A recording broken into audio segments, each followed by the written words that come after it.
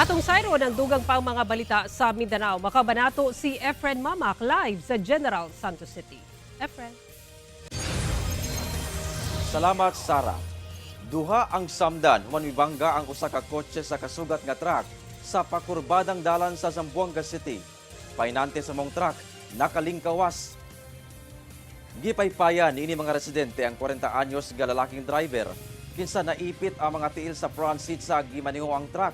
Kini human nabangga sa kasugat nga kotse sa pakurbadang dalan sa National Highway sa Barangay Kabaluay, Zamboanga City, banda alas 2 Martes sa hapon.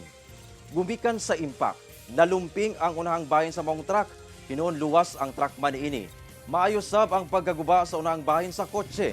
Samdan sa lawas ang 38 anyos nga lalaking driver niini. Gilayong gidala sa ospital ang mga nasamdang biktima.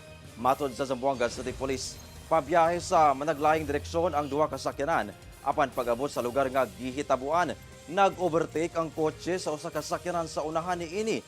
Apan nakaon niini ang pikas lane kung asa dapit ang maong truck ug didto na nagbangga. Gilauman nga magatubang ang duha ka kampo alang sa settlement. Inakuwaan pa kini og pahayag.